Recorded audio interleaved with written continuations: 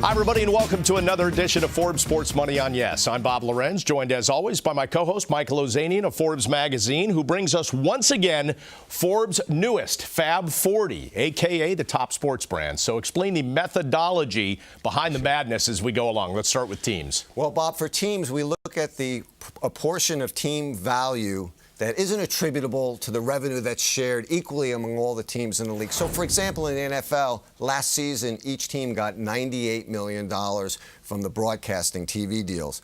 We exclude that. We look at what the teams earn and what they're valued on apart from what's shared. In this case, you got to look at the Spanish powerhouses in soccer, Barcelona and Real Madrid, Real being the most valuable soccer team.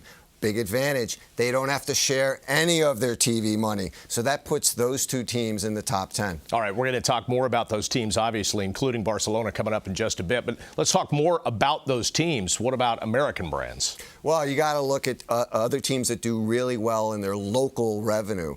The Yankees are a great example, from tickets, from sponsorships, and also rights fees from the YES Network. And in the NFL, the standout of the Dallas Cowboys, Bob. I mean, they're the only football team, in fact, probably the only sports team in the country that I can think of that actually even makes their own merchandise. And they got that new naming rights deal with AT&T for their stadium this year. And that, again, that's revenue apart from what they have to share from the league, so that really boosts their brand. All right, let's keep moving on. Let's talk about top sports brands in terms of athletes.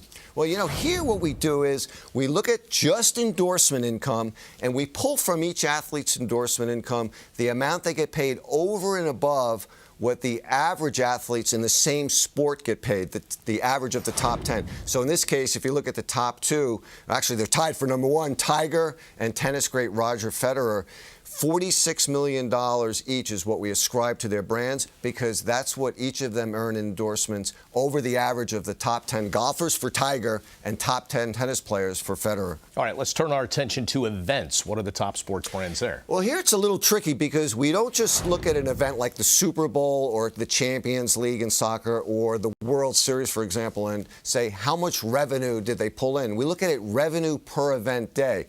This gives the advantage to the Super Bowl because it's one day, and penalizes the World Series because it could be anywhere from 4 to 7 event days, 4 to 7 games, and things like the World Cup, which pulls in more money in total than the Super Bowl, but is in over many days. So the NFL is the number one sports event brand, $464 million in one day from TV, licensing, sponsorship, and tickets. Not surprised to hear that's number one on the list. Let's wrap it up by talking about the top businesses. This is probably my trickiest exercise among the sports brands, because here I have to estimate, with the help of analysts, what a business would fetch in an arm's length transaction over and above a rival's. We actually have a real-life example, something that happened not too long ago.